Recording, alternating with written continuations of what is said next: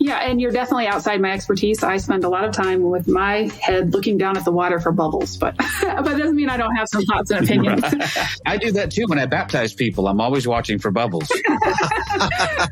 When the bubbles stop, you bring them up, man. That's how you know they're really safe. Western Christianity has spent the last 2,000 years telling everyone they're separated from God. This is Not Church with John and Nat Turney. Well, hello, everybody. Welcome back to the podcast. My name is Nat, and with me, as always, is my much, much older brother, John. Say hi, John. Hi, John. I wish you could see the video because he just starts shaking his head. He's like, no. Okay, fine. I might very well be exaggerating the much, much older part, but the older part is true nonetheless. Yeah. We're excited that you're back. This is the podcast that we have, we've just entitled, This Is Not Church. Somewhat tongue-in-cheek. If you've been following us for very much time, you understand that actually what happens a lot of times on this podcast is very much church, in my opinion. It's just not what a lot of people would consider church because, we don't collect the tithe, which is something we should probably consider doing, John. Yeah, we probably should. Think how much better we could finance things if we could just be like requiring people to give 10%. Pass the plate. Put in your valuables. John and I should at least both be driving Mercedes by this point because that's only fair. As God's anointed, right? Don't you think? Yeah. I should be purchasing my second jet by now. I don't understand what's going on. Wait, you haven't bought your second jet yet? No, not yet. No. What the hell is going on, dude? I'm so disappointed. Oh wow. Anyway, so as is very often the case, it's a minute and 15 seconds in, and I'm already just being goofy. We are really, really excited for our guest today. One of the things that John and I purposed to do very early on with this podcast was just to try and get as disparate a group of people as we could possibly get. We want to talk about faith, but not only faith. We want to talk about this from the perspective of those who are inside it, those who are outside of it, those who are dissidents and artists and musicians, and in this case, scientists, which I think is just going to be a fascinating new wrinkle to everything. So without any further ado, let me introduce you to Katey. Our guest is Katey Walter Anthony PhD. She is an aquatic ecologist, a biochemist, and a permafrost scientist. Say that 3 times without tripping over your words, John. Let me say that again. First of all, I'm just impressed by the collection of titles. This is great. An aquatic ecologist, a biogeochemist. I'm sorry, I missed the first time. A biogeochemist and a permafrost scientist who teaches at the University of Alaska Fairbanks. Her research focuses on methane emissions from Arctic lakes and the degradation of permafrost and its feedbacks to global climate processes through the carbon cycle. She and her work have been featured in National Geographic, Washington Post, 60 Minutes, Vice, The Guardian, the New York Times newsletter, Newsweek, Nature Magazine, and Leonardo DiCaprio's Ice on Fire. So we are also, I don't think it's in here, but you have a new book that has come out or is coming out, right, John? It's coming out. It's coming out. The title of which is, remind me, John? Chasing Lakes. Chasing Lakes. I know you had it in front of you. I didn't grab my copy. Chasing Lakes, Love, Science, and the Secrets of the Arctic. So as you can tell, already I'm super intrigued. So without any further ado, twice now I've said that. See if you can work without any further ado 4 or 5 times into any podcast episode, John. That would be great. Yeah. Okay. So without any further ado, welcome to the podcast, Katey. How are you today? We're glad you're here. Well, I'm good. I'm trying to relax my nerves after spending the morning homeschooling my 2 boys. Oh, man. Now, how old are your 2 boys? They're 10 and 7. So they've just gone out for their recess. That's great. John and I both homeschooled our kids at one point in time for a little bit. Oh, we should say our wives homeschooled our kids for. I love it. I think there's a lot of value in that, but it was also super challenging. So kudos to you for taking that on. It's very challenging for the parent's character, but I think it's the reason to do it. It's a reason to do it because otherwise, if that's the reason you're not doing it, you're running away from something. Right. No, I agree. I think it's like I said, dude, we didn't have the wherewithal to do it all the way, but for a short time, it was really good. But anyway, we digress. John and I typically ask this question, and I know this isn't this book that you've written and your work is not primarily faith-based, but I do believe that you bring a component of that into it. So if you don't mind, if you're comfortable, maybe just kind of give us a snapshot of your faith journey, kind of where you are these days, or maybe where you've come from, if that's cool. Sure. Well, I started out in the West Coast. My dad was in the Army, and my mom, they married very young, and they were part of the Jesus movement, kind of the hippie Christian culture of Oregon. They used to go to church outside of with a family who lived in a bus and made dandelion soup, and everyone had long hair and named their children Sela and Sunny. And amen. So that's where I grew. I love it. That was my upbringing. It was a very unstable family, in that we moved more than once a year homes. And I was the oldest of 4 girls. And when I was 10, my parents got divorced. And one of the primary reasons is that my dad had gone to the University of Oregon and fell away from his faith, and really was at odds with my mom, who was still clinging to hers and planting seeds in our heads that Christianity was a fairy tale. And that's hard when you're little and you respect your parents. So I had a lot of doubts and uncertainty in my mind. Faith had been instilled in me young, but then the man who I respected the most was saying that it was all wrong.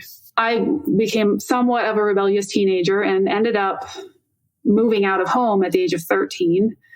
I ended up being back with my family later. My parents had remarried each other and then got divorced again. But all of that instability, I just realized I should probably be on my own and focus on my education. That was going to be the key to a more stable future. So God was there, but so were lots of doubts as a young person.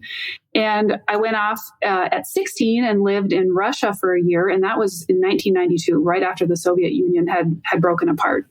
And I was on my own. I didn't know another person in Russia who spoke English. So I did, on my way leaving the country, my grandfather passed me a Bible. So I brought that with me to Russia and read that because it was something familiar in an extremely scary and uncomfortable world. And then over time, I ended up meeting some Russian Christians, and they were very different from the American Christians that I had known. Russia was in a very difficult place after the breakup of the Soviet Union. And a lot of people were just angry and very poor. They didn't seem like they had a lot of hope, pessimistic, but these Christians were different. They had a light in them. They were smiling, even if they didn't have all of their teeth. So I noticed something was different about them.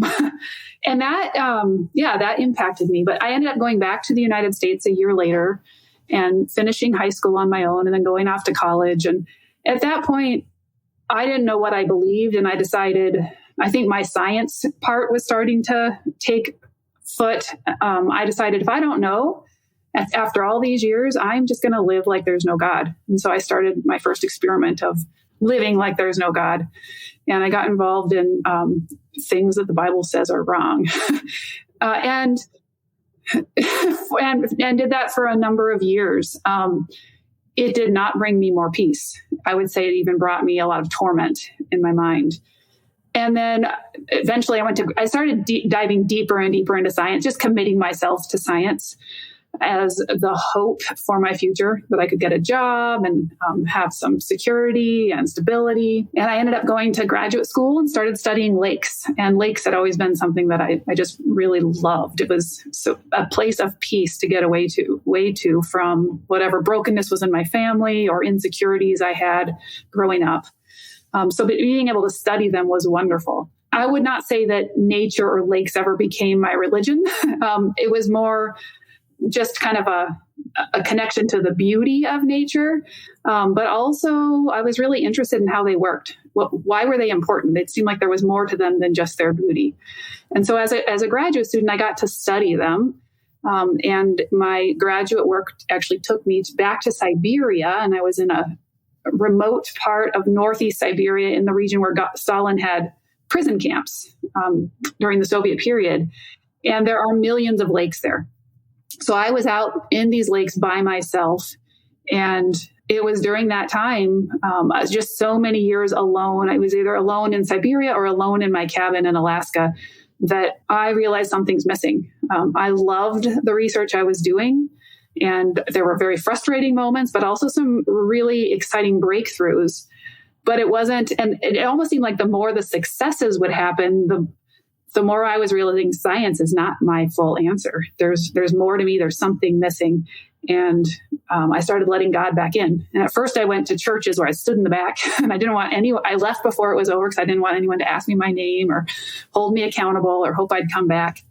But as I was reading my Bible and being at church, there was something started to warm my heart. There was a truth there that I realized I wanted that.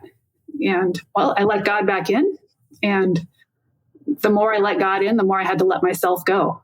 And that brought a type of happiness that I didn't find in science. I love science. I feel so blessed to get to do it. It's a lot of fun. It's a great challenge. But there's another side of me, which is a spiritual side. And I find that, just the more that we can learn to lay down our will, to die to ourselves, to do what's right, and to think about others, and in this case also really honor God, that is where I find the most peace. As you're talking, I had a question for you then. Man, I actually have a lot of questions, but let's start with this one. Do you find sort of this idea of serving others, even, regardless of the cost, that those who are speaking out against or about climate change have maybe a unique role in that? Do you find, because it seems to me like that message is not, except for, maybe a certain segment of the population, it's not a popular message. It's one that immediately aligns itself with sometimes a certain political ideology, automatically creates enemies as soon as you start talking about it. And so, but do you see a sort of a parallel there between speaking about your faith and speaking about these things, which, people would very, very much like to bury their heads in the sand and pretend aren't happening, and still having to sort of proclaim this truth? I do think that they go together because God made the earth and asked us to take care of it. So we have responsibility there.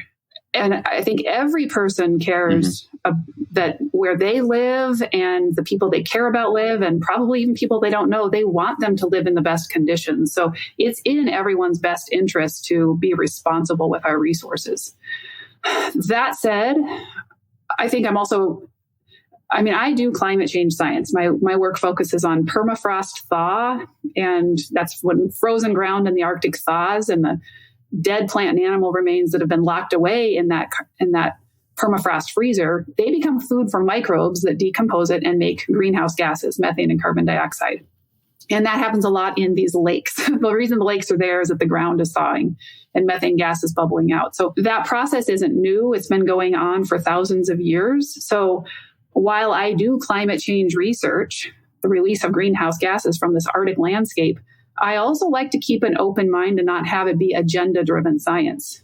So it's not a new process. It's been going on in the past. We have huge uncertainties about the future. We have good ideas that there could be a lot more of this greenhouse gas released as the Arctic warms and thaws, but there's a lot of uncertainty. So I think my role as a scientist and a Christian scientist is to work to understand the truth, not being afraid or influenced by anything that's going to benefit me or hurt me, but really to uncover the truth. And so I try not to let my science be agenda driven, but rather be open to being wrong, or even discovering things that go against the status quo of where the larger scientific community necessarily wants it to go. Well, and that seems like something that even theologians and, people like me who I don't think about science too much. I'm not smart enough for that, but I do tend to approach theology in the same way. I very, very much want to make sure that I have stripped away any agenda from it. I just want to come at this thing and find some truth and let the chips fall where they may. And then sometimes that aligns me with people who are in the mainstream, and very, very often it does not. But I've resolved, and I know John has resolved, to say, okay, well, that's really beside the point. If truth is what we're in service to, then we, regardless of that truth, we try to find it, try to discover it.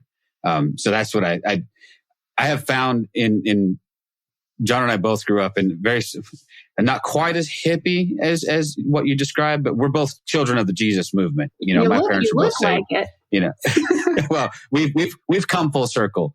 John's more into his Gandalf phase of life, which is great. But my parents were both, that was the culture we were raised in, was a very free, in a lot of ways, anyway, that's sort of 70s Jesus movement type.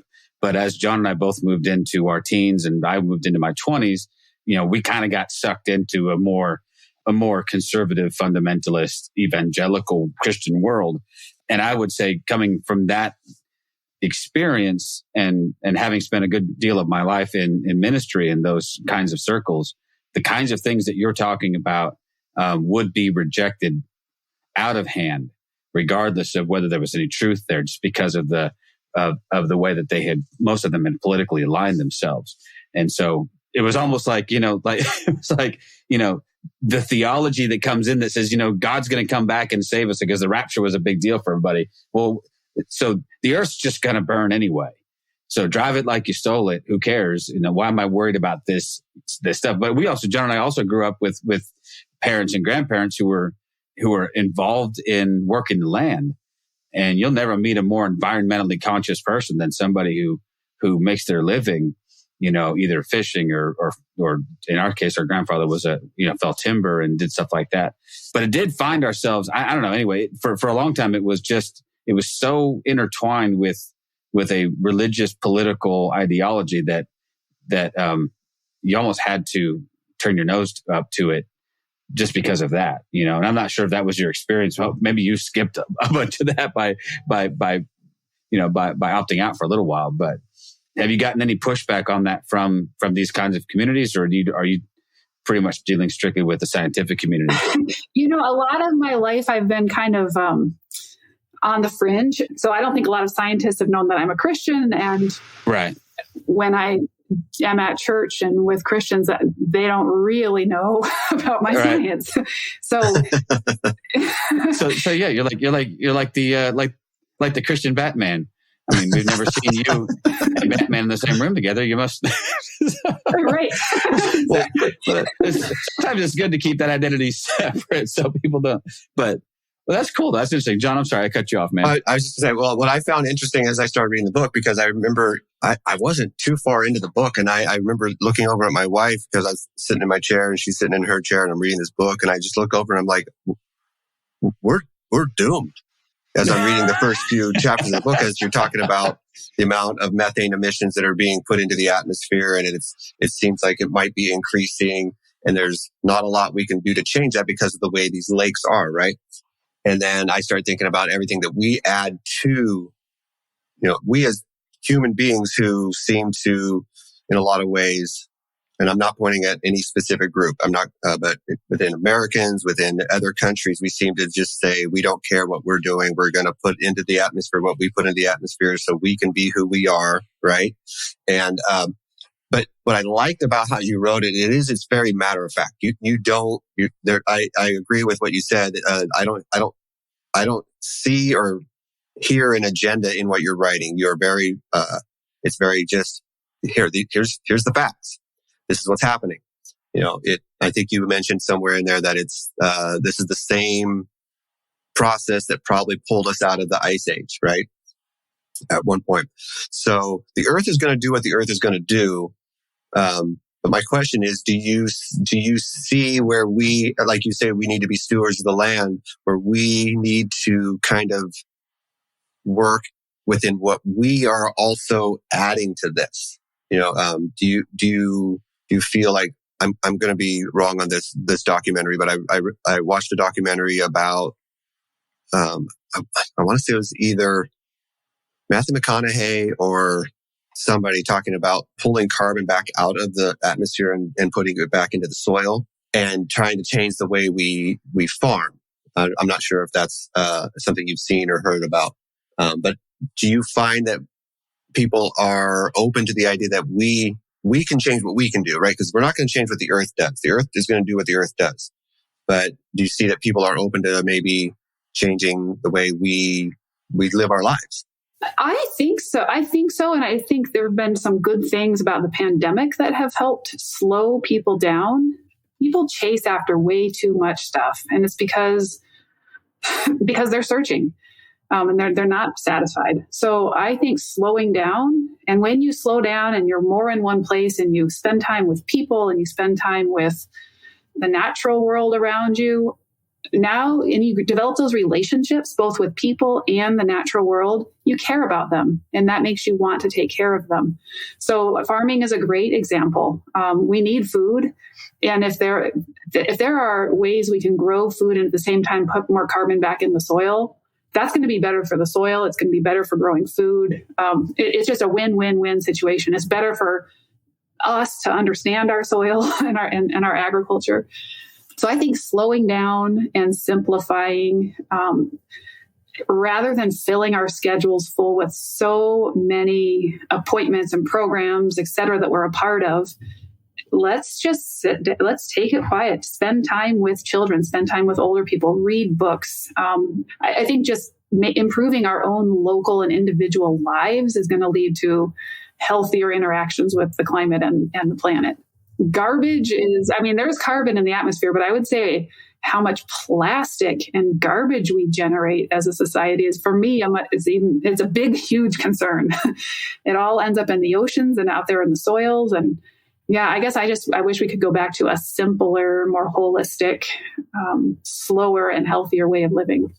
And by doing that, I think we'd help our planet and ourselves. Yeah, I think you show that also in the book. You know, the people you meet in Alaska, the people you meet, the people you're working with in Siberia, right? These people they're so connected to their land, and I don't know if it's because they're so remote that the distance is so much from larger cities and all that, but they do seem to have a much better understanding of their connection to the land, and then just working within that system to not make an impact on the environment in the same way that, we do in the cities and all that. Is that what you saw? I think you've just said something very important. It's the connection to the land. If you have a connection to anything, you care about it and you want to preserve it because you realize you depend on it and you come to love it and you want to care for it. So then you take responsible actions. It's hard when we have so much of our population that has lost connection to the land. And that's a difficult problem to solve. Well, yeah, it's one of the, especially there's this connection, but there's also a dependence on it, right? So there are people that I know who farm and who are, it's the connection, but it's a dependent connection. So their livelihoods, their very lives at times are connected directly to caring for that land and making sure that it's able to produce crops every year and do the things that it needs to do. And it's very, very easy for these large urban centers. I live in a city of 100,000 people, and there's people that I know here who farm and do things like that. But there is a disconnection, right? Like, there is this very real sense that, I simply go to the store and buy what I need and don't give too much thought about where that cattle is raised, or where those vegetables are grown and how that process plays out. And so I think it's a little easier for people like me to be less passionate, I guess, if that makes sense, because we don't have that direct connection that, we're not visibly watching this every day. But I'm not sure if there's an answer for that for us. But I would just look at your opinion as a scientist. What do you think is the impact of that disconnection? Yeah, and you're definitely outside my expertise. I spend a lot of time with my head looking down at the water for bubbles, but it doesn't mean I don't have some thoughts and opinions. I do that too when I baptize people. I'm always watching for bubbles. When the bubbles stop, you bring them up, man. That's how you know they're really safe. Sorry, I couldn't help it. We all... When the system starts to break down and the meat that you thought was going to be there in the store isn't there, or now it's contaminated, you're going to start to care. If your water isn't good quality, you're going to care. The air. So I think when things start to impact us in a negative way, we pay attention that there's a problem and need to fix it. And so then we look at, okay, what are the scientific data sets? How much are humans causing poor air quality or poor water quality? We are. And someone has to pay for that. And people pay for that with their health or their lives. So I think we already are at a point where our actions are causing problems in the environment that are hurting people and hurting some people more than others. Well, and I'm old enough to remember. Here's one. I guess if I'm waxing optimistic, I would say this. I'm old enough to remember when cities like Los Angeles and Houston were the dirtiest cities in America. So I know in the short term, and I think, when you can physically see the smog descend over LA, and when John and I were kids, that was the running joke, right? San Francisco was a fog bank. LA was the smog bank. You'd watch that dirty air just roll in. And Houston at one point was very, very similar, very, very dirty. Air quality was very poor. And in my lifetime, in a couple of decades, at least what we can visibly see, seems like we've had an ability to turn those air quality issues around. Is that something that we can apply then to something more esoteric? As we don't necessarily see the day-to-day, everyday effects of global warming. So it's easier to maybe push it out to the periphery and say, well, it's not, it may be happening, but it's not really impacting me right now, versus I have to wear a mask outside the day because the air quality is so poor. Yes. So that's where again, you start looking at data and looking at as long as people have been emitting. So our actions we do have the ability oftentimes in many cases to reverse negative trends.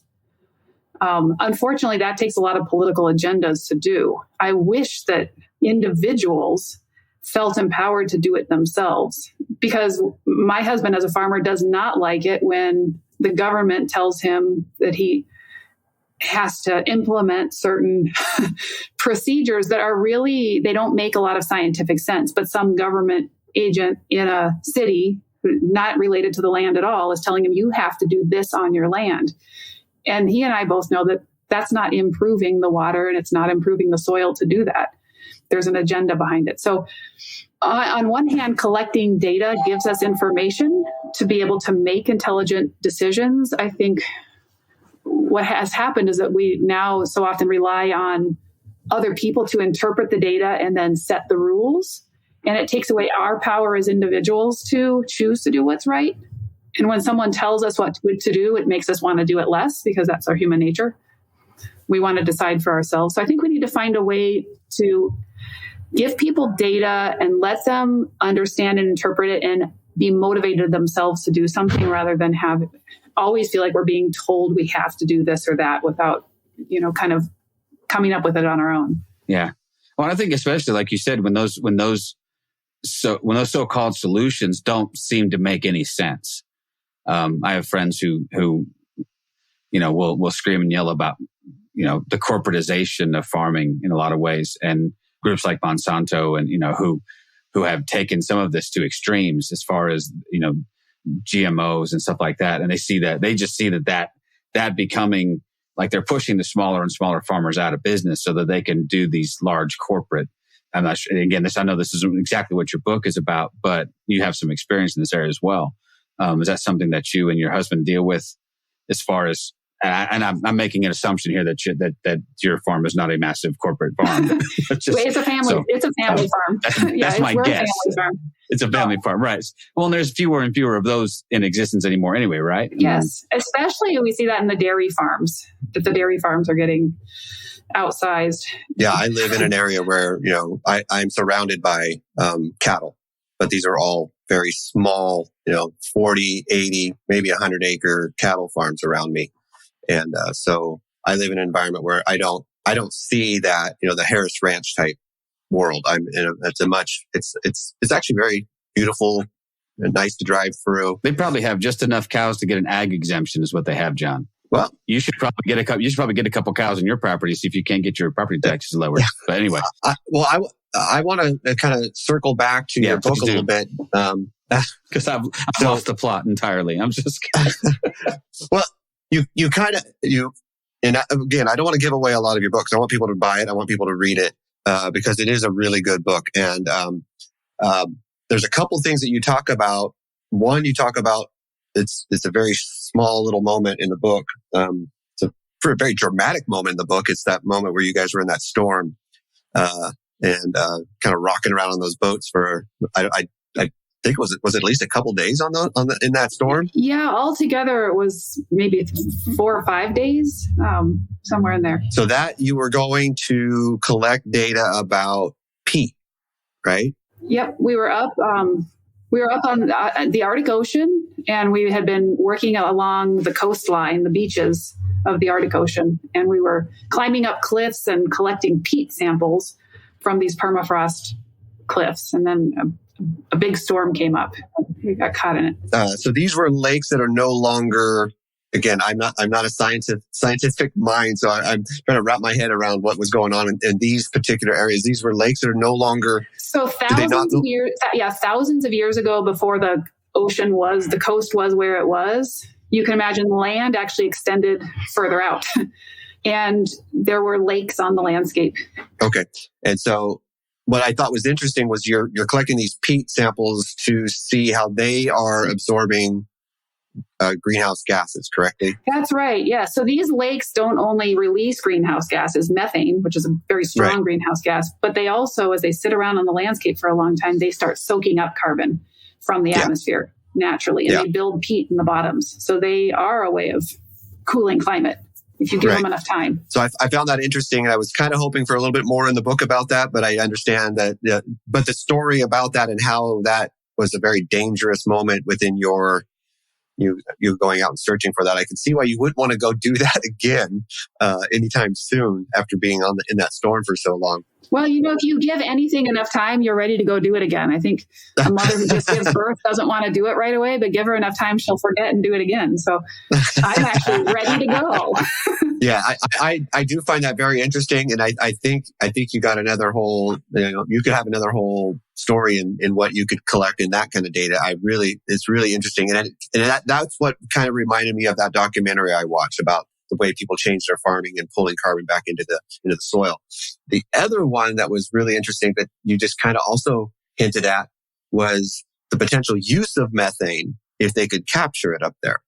Is that something that's even remotely viable? And is it environmentally safe? I mean, would it actually help the environment if they could capture this methane and use it as a natural gas? It would. So on one hand, you've got millions of lakes, and each lake has thousands of these bubbling points that are releasing methane. And they're scattered all across the Arctic where people don't necessarily live. So it's nearly impossible to figure out how to capture all that methane. But there are some places where there's so much gas coming up in a concentrated plume that you could capture it. It's still challenging because if you don't have people living right there to use it, you have a transport problem. I think, normally we don't say, people in my field don't say, go drill for more fossil fuels. But in this case, I think a good solution, a practical solution, is to drill for natural gas in these locations where the methane's leaking out on its own naturally. Because if you drill and you use that methane and burn it, you convert it to carbon dioxide and water vapor, which are less potent greenhouse gases. Also, by drilling and using a source that's right there near some sort of Arctic community, that you don't have to ship diesel in from somewhere else. These remote rural communities need energy, and right now they're shipping in really expensive diesel. So if instead you drill, now you don't have to ship diesel in, and by tapping into that gas before it all leaks out on its own anyway and using it and burning it, you're taking away the potency of the methane. So there's two good things about drilling and using this gas instead of letting it escape. Well, so you can convert methane to carbon dioxide? Is that what you're saying? Yeah. Or when you natural gas? I'm sorry. Yep. When you burn methane or natural gas, the byproducts are carbon dioxide and water vapor. Well, and so that, and again, I have some experience in the oil and gas business. And so because that gas is so near the surface, you don't have to do this deep drilling, fracking kind of stuff that we've been doing all over West Texas for the last 15 years, right? It seems like a less invasive process. I mean, or are we talking relatively? Yeah, and I'm not an engineer to know. Yeah, I don't know. Can you collect it closer to the surface? You might be able to. I think what you want to do is you want to bypass the point where a lot of water vapor is getting into the gas. Because that water in the Arctic, that water vapor freezes in your pipes and builds up condensation and then blocks the gas flow. So, yeah, I mean, I would imagine drilling in the Arctic is going to have to be it presents a whole new set of challenges. I mean, I worked on oil and gas pipelines out here in the Permian Basin for 8 years. But one thing I noticed out here is that if you've never been out in this part of the world, when you drive around at night, you'll notice gas flares.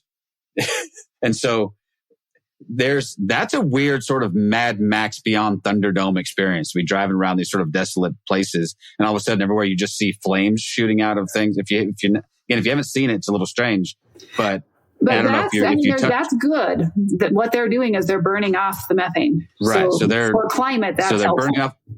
Okay, that's something we've talked about, and there are those I have heard people. Again, their opinion is that it's unregulated. It's not necessarily a good thing. But if that is burning off that gas before it enters in and can become part of that greenhouse gas emission. Yes, because if they just let the gas go, every molecule of methane is equal to 30 molecules of carbon dioxide. But when you burn the methane, you get 1 carbon dioxide and 1 water. So it's burning that natural gas reduces.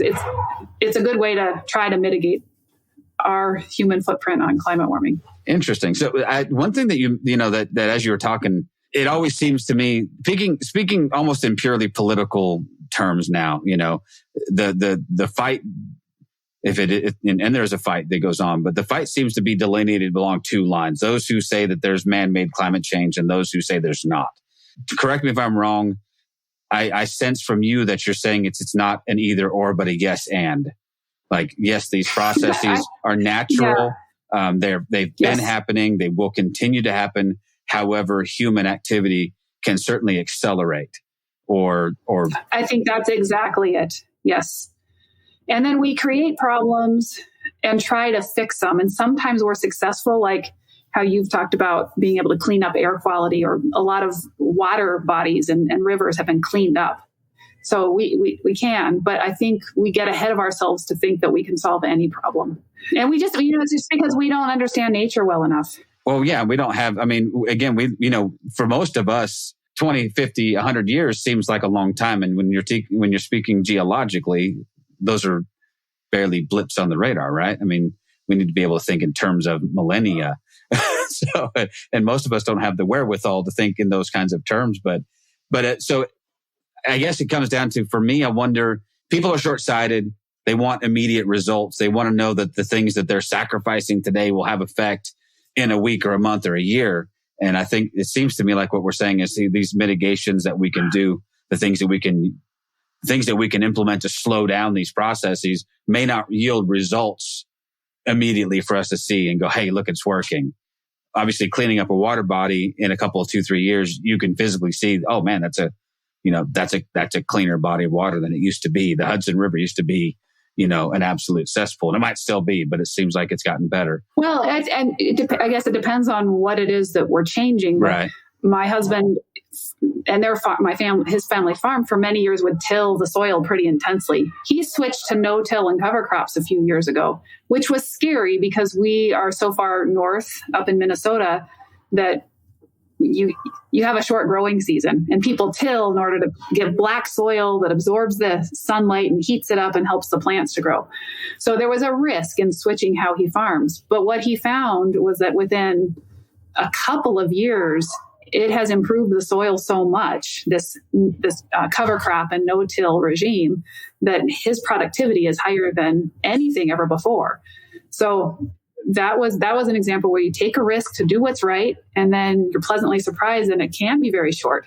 I would hope that with the pandemic, when people were forced to stay home with their kids, sure, there was some difficult things about doing that right away, but hopefully they were also able to enjoy reading their kids' books and growing relationships with their kids that weren't there before. So I think that there's value in taking risks to do something that's right, overcoming what's uncomfortable about it in the beginning, and then really being enriched and blessed by what will, I think, last for a much longer period of time. And I think that, by doing that and becoming good stewards of the land, I think that is, we could put a Christian twist on that if we want, or we could just put a spiritual twist on that, and realizing that we aren't here, or a Native American twist even, that we are actually borrowing our land from the future generations, right? That we want to leave something for our children and our grandchildren, and to get out of this short-sighted opinion of this world that it's good for me now, and I don't really care what happens when I die. And I think if we can pull politics out of religion, which is a very difficult thing to do, or politics out of your faith, let's say, and just look at what God is asking of his people, which is to be good stewards of the land. And I find that is something that's in your book as well, not only within the stuff that you're doing up in the Arctic and up in the Siberia area in Alaska, but also within the farming that you're doing with your husband. But like Nat was saying, you're talking about a temperature change of the planet of 2 to 3 degrees, right? And when I sit at my house and it's 38 degrees outside, I'm like, I wouldn't care if it got to 40 degrees. I wouldn't mind. But what people don't understand is that's a global average, right? Of a temperature rise. And then this is certain areas that cannot handle that, even that kind of temperature change, and the amount of drastic changes to the environment and the way our weather works and all that, would be deeply, deeply affected by that, right? I mean, it sounds very little, right? Right. I mean, a lot, I think from a Christian perspective, if we're only focusing on ourselves and whether or not we'd like that 2 to 3 degree warming to impact me right here, that's very self-centered. And that's not what God wants. We are very small compared to the whole earth and the way the whole system works. And having a self-centered perspective is not right, according to the Bible or any perspective. But that's right. The changes that take place 2 to 3 degrees on average is much higher warming in the Arctic. And that's where we have a lot of ice locked up in ice sheets and glaciers. So when that ice melts, now sea level rises. When the ice melts, what used to be a white ground surface covered in snow or ice is now brown or green, which means it's soaking up more of the sun's energy and trapping more heat. So there's we call those feedbacks, where a little bit of change ends up affecting a lot of other things, and it will come back to people everywhere. When you talked early on when we first started talking, something I hadn't heard or considered is what's trapped in that permafrost, right? So maybe you can go a little deeper into what kinds of things are being released. It's not just it's not only that sea levels are rising, right? It's that there's stuff inside. About 20% of the northern hemisphere land area is permafrost, which means it's frozen ground. And that ground has been frozen in a lot of places for thousands of years. And it goes, the ice and just the frozen temperature of the ground can be as deep into the earth as the Empire State Building is tall. So we're talking about not just a couple feet of frost, but many, many, many feet of frost. And there's ice in that frozen soil. And there's also the remains of plants and animals that died thousands of years ago. So it's kind of like filling your freezer full of food, dead plant and animal remains, shutting that freezer door and keeping it shut for a long time. Well, as permafrost today is warming and thawing, the freezer door opens and that food becomes a feast for microbes that eat it and generate greenhouse gases. So they burp out methane out of lakes. Where you don't have lakes, they release a lot of carbon dioxide. And so that's taking the carbon that was in the dead plant and animals and putting it back into the atmosphere as heat trapping gases, which then causes more warming and more thaw. We call that a permafrost carbon feedback. Wow. So that's something that us non-scientists, seriously, in all seriousness, when I think of polar ice caps and permafrost and things like that melting or thawing, my immediate thought is sea levels rising, which is obviously true, but I hadn't that component hadn't occurred to me. That's part of it. Yeah. And then what's kind of interesting, if we wanted to ask a little more deeply, well, what are those dead plant and animal remains? We see it because we can either go into tunnels that we've drilled into permafrost and we can see bones sticking out of the walls, mammoth tusks, or when we walk along the beaches in Siberia and other parts of Alaska where water like the ocean or the rivers are washing away at the cliffs, it is exposing all those plant and animal remains. And so we see mammoths and woolly rhinos and Pleistocene lions. We see all the remnants of what that ice age ecosystem was, plus the grasses that they were eating. And so the earth was very different before as it is now. And I think that's a point I'd like to make too. I think what we all want is a nice place to live and good relationships with each other. It doesn't make a lot of sense to say we have to prevent the earth from changing because it's always been changing. So instead, we just want to live with those changes and help the changes not to be negative or to take place so fast that people and ecosystems can't adapt to them. Right. And that seems like a fair assessment, right? So will we give ourselves time to adapt to whatever although, and on a completely unserious note, just to forewarn, that sounds like a plot device for a very interesting novel you should write someday. As we see the permafrost and we see these things, wouldn't it be, I don't know, I'm not sure how that story would unfold, but that could be, because actually the weird science fiction guy in me says, and maybe it's not too fanciful, but are there things locked away in that permafrost that could survive, say like bacteria or a virus or something like that also might be reintroduced, that's been dormant for 1,000 years, that suddenly humans don't have a resistance to, and all of a sudden, holy crap, COVID looks like child's play compared to what. Yeah, and that is actually an active field of research. People are looking into that. See, John, seriously. I'm smart. No, I'm just kidding. I just think it sounds like a good, anyway. So, but that was again, one of those things that go, okay, it seems like that could be possible, but then again, I think Jurassic Park is still possible. So could we just get some DNA from those mammoth bones? But yeah, so that's an active field of study looking at, because I know that I do know, or at least I think I know that things like, more simple life forms like bacteria can survive.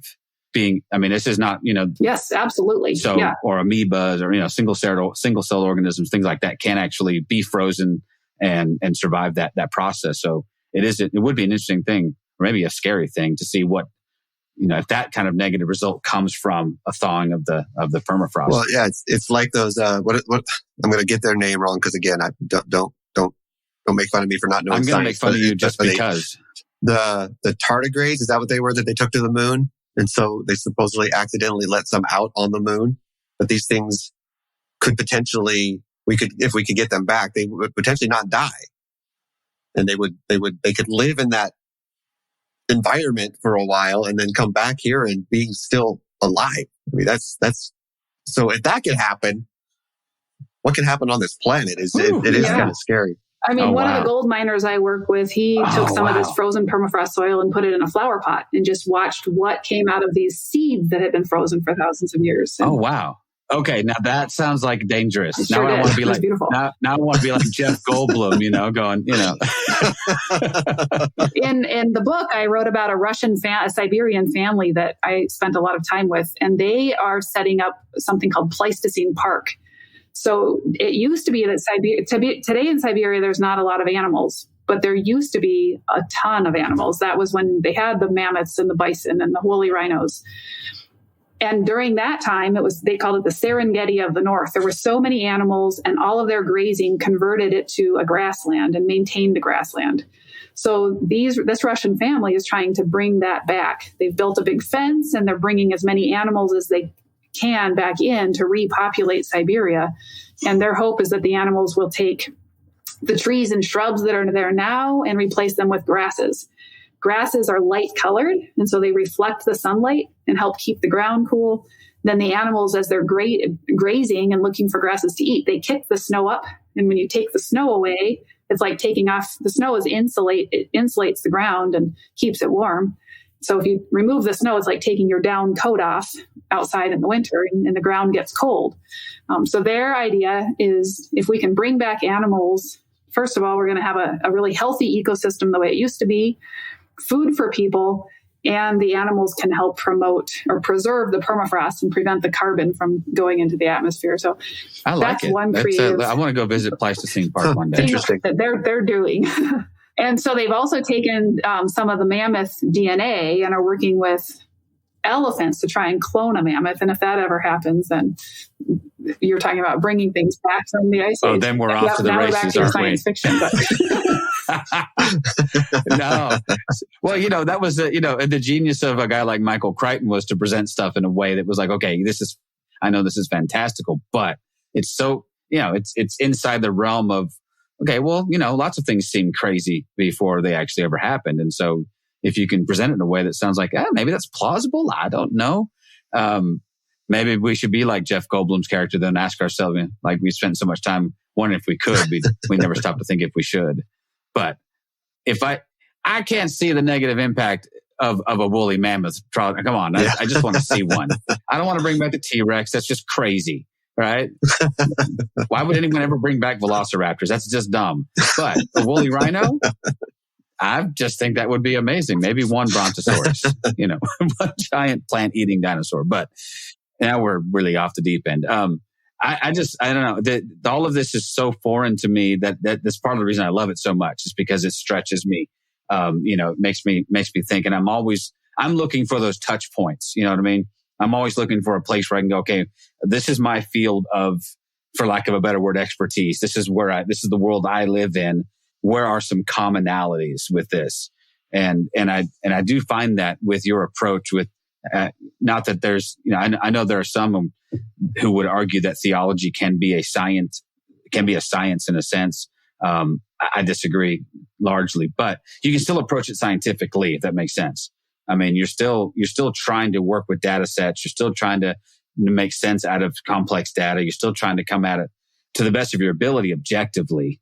And I think what you said early on was that the goal is to strive for the truth. Yeah. So that's one commonality in faith and sciences. In both cases, we're trying to selflessly look for the truth. Well, it seems like there was a time, and maybe it's romanticized at this point. I know there was always tension between science and church. I mean, good God, they tried to burn people at the stake when they, but you'd be hard pressed, I think, to find a lot of Enlightenment era, especially scientists who weren't believers on some level. I know there were some, or maybe they were just good at playing the political game. They knew they couldn't outwardly profess no faith or run afoul of the church. But it seemed like there was a time when that was a more hand-in-hand endeavor, where science and religion seemed to be like, hey, we have a common goal here. In fact, for most of history, that was the case, that scientists who came up with all of our foundations in physics and chemistry and genetics and all of them were Christians, or the majority of them were. So it's changed in the last... And if not, they were people of faith. I mean... Right. And that's really changed in the last 150 to 200 years. So it's been a shorter period of time where there's less of a connection between faith and science. Well, and we've seen the agenda thing affect both sides. I have seen what seems like scientists with their own agendas as well, who sometimes there seems to be a prevailing thought about how something is going. And I get concerned that climate change is one of those things. Definitely, we saw that with the coronavirus. And that's dangerous. Now science is not really pursuing the truth. It's pursuing an agenda. So I think to be honest scientists, we need to look at all of the data and not be afraid of something that goes against the conclusions that we want to draw. Right. Which just means you've come up with your own, they've come up with their on form of orthodoxy that can't be questioned. And so now, hey, everyone believes this. And I'm like, I know enough scientists to know that not everyone believes much of anything.